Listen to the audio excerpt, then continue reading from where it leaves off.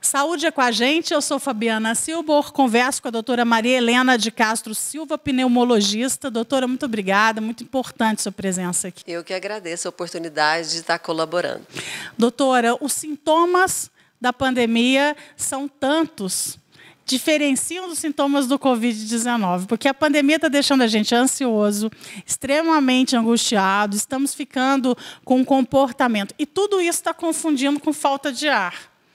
O que a senhora pode nos dizer nesse momento? Vou começar com essa condição, porque, assim, para nós, agora, a gente está observando coisas que a gente nunca tinha parado para pensar antes. Isso.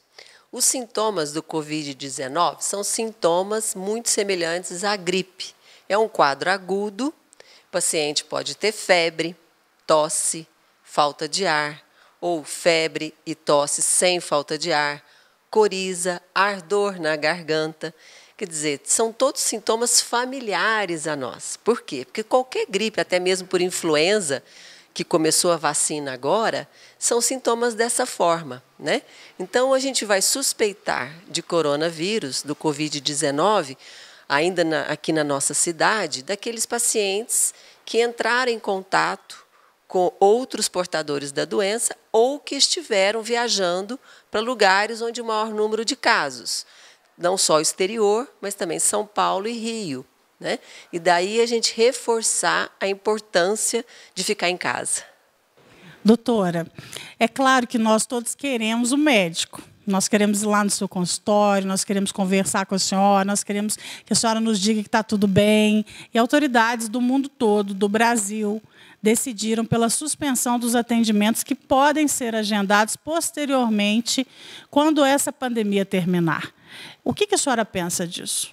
Olha, isso é uma atitude muito correta por parte dos órgãos responsáveis, porque os consultórios são feitos para consultas eletivas, às vezes segmento de doenças crônicas, né?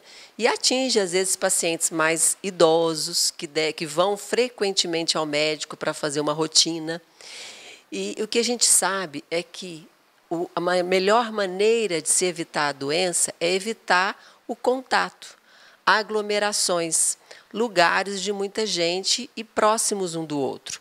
Em consultórios médicos, por mais que o médico agende uma consulta distante da outra, sempre vai existir a sala de espera com várias pessoas. E ali, quem que vai estar? Quem tem alguma debilidade, quem está sentindo alguma coisa, não são as pessoas saudáveis. Então, ali pode ter um paciente, por exemplo, no meu caso, que sou pneumologista, um paciente que tem enfisema, que tem bronquite crônica, que tem fibrose pulmonar, ou seja, que já tem uma vulnerabilidade a doenças, pela própria fragilidade pulmonar.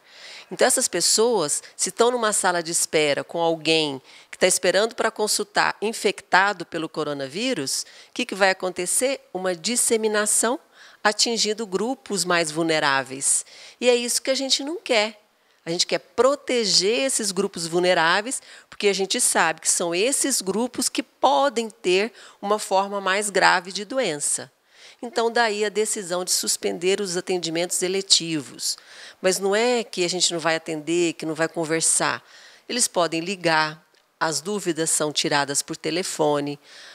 Até mesmo pacientes que têm um segmento crônico, a gente pode orientar o que fazer sem ele se deslocar até a clínica, até o consultório médico. A recomendação é, mas e se eu tiver? Se eu tiver com corona, eu preciso ser atendido, eu quero correr para alguém me olhar, né? Se você estiver bem, se você tiver uma forma leve de doença, o que é isso? Sintomas semelhantes a outros quadros gripais que você já teve, fique em casa. Converse com o seu médico por telefone, receba as orientações, mas fique em casa. Não vá até um pronto de atendimento se você está bem, porque você vai disseminar para outros que podem estar debilitados. Doutora, gostaria de entrar um pouquinho nisso, se a senhora me permite. Para nós ficar em casa é muito difícil, a gente quer a presença, a gente é fruto de uma cultura muito de proximidades. E a gente fica muito em dúvida, porque eu estou sentindo os mesmos sintomas, toda hora, às vezes, a gente tem informações equivocadas. a era do fake news. As televisões mostram muito a repetição dos sintomas. Então, a gente fala, não, mas eu estou tossindo, eu estou me sentindo mal, eu estou com a doença. A gente cria, né, muitas vezes isso. E a senhora falou dessa dificuldade toda que a gente pode provocar para as pessoas indo para lugares em busca de atendimento, porque muita gente vai para o pronto atendimento. Sim, porque o que a gente pensa, né? Se os casos que necessitam de fato forem para o pronto atendimento, com certeza esses casos vão ser melhor atendidos do que se tiver um aglomerado de pessoas, um número exagerado de pessoas nas unidades de emergência, né? E se a forma é leve, você deve ficar em casa, por quê? Se você não é paciente de risco, se você está bem, a chance de você ter uma complicação é muito pequena e vai passar, né? Agora, de fato, você tem razão. As notícias, os fake news e até as notícias 24 horas, tanto pelo WhatsApp, pelos grupos, pela televisão, né?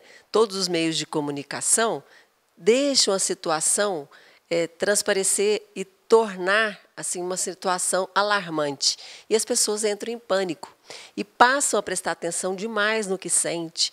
E qualquer coisa que sentir vai ficar com medo. O medo atrapalha tudo, né? Então, o que eu estou aqui fazendo é exatamente essa... estou tentando colaborar, né, no sentido de esclarecer para a população acalmar e conseguir ficar em casa quando tiver forma leve de doença. Está acalmando e está trazendo informações maravilhosas, doutora, muito importante. As pessoas em casa também estão muito preocupadas com os idosos.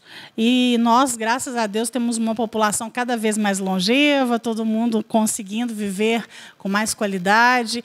Eu gostaria que a senhora nos ensinasse, por favor, muita gente tem que continuar trabalhando, é uma necessidade de enfrentamento. Então, se a pessoa volta para casa e tem um idoso em casa, como que ela pode se portar para ajudar no sentido de evitar a contaminação? Chegar em casa, antes de entrar completamente em casa, se possível numa área de serviço, ou logo na entrada, retirar a roupa que ficou o dia todo no trabalho, os sapatos, lavar bem as mãos, se possível tomar um banho antes, né, se for possível, se não, lavar bem as mãos, higienizar, passar o álcool gel, evitar proximidade com o idoso em termos de abraço, beijo, pegar na mão, né? Manter uma distância de 1 metro. E se você ficar com muito medo de falar, nossa, eu vou contaminar, eu estou com medo de passar alguma coisa porque meu ambiente é mais difícil, faça assim, horários diferentes. Por exemplo, na hora das refeições, não almoce junto, né? Cada um tem um horário de alimentação, de refeição. Isso tudo, gente, dentro na medida do possível. Infelizmente, a gente não consegue, às vezes, colocar a vida nas regras só do Covid-19. Tem muita coisa envolvida. Mas o que vale é a conscientização. É lembrar de estar sempre lavando as mãos, de estar sempre usando o álcool gel, de manter uma distância das pessoas, higienizar a casa. Eu acho que é o que a gente pode fazer. Doutora, uma das questões que essa doença provoca é a pneumonia. E muita gente não sabe o que é uma pneumonia. Parece que é uma coisa muito comum, todo mundo entende, mas às vezes a pessoa fala assim, pneumonia dá dor nas costas, pneumonia dá febre. E são, às vezes, sintomas para uns, mas não são para os outros. Fala um pouquinho para nós sobre o que é uma pneumonia e como que ela se caracteriza. Pneumonia é um processo inflamatório de origem infecciosa que compromete o parênquima pulmonar. O que é o parênquima, né? É o tecido do pulmão. Nós temos nos pulmões, né, nós temos as vias aéreas, que é onde o ar conduz, que é traqueia, brônquios e bronquíolos, e temos o tecido pulmonar, que é onde o oxigênio passa para o sangue, né? É nessa parte, nos alvéolos do tecido pulmonar, que se instala uma pneumonia.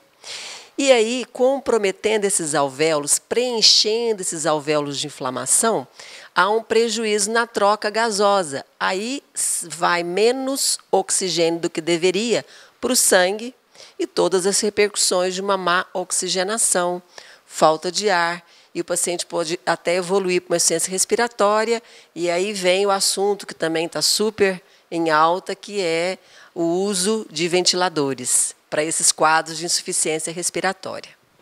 Doutora, todas as informações foram abençoadas, porque nós, nesse momento, precisamos de dados, precisamos entender, precisamos ouvir de novo, nunca é demais repetir, e a sua precisão em estar aqui, em participar, em ter a disponibilidade de conversar sobre assuntos que para uns parecem assuntos já ditos, para outros que já conhecem, mas muita gente ainda que não teve essa informação. Nossa vontade é disseminar para que todos possam ter, e juntos nós consigamos vencer não só a pandemia, mas essa identidade de saber conviver melhor, de viver melhor diante dos acontecimentos na sociedade. Com certeza, né? Vamos colaborar, ter muita calma, né? E tudo isso vai passar. Muito obrigada, doutora. Muita saúde. Obrigada para você também.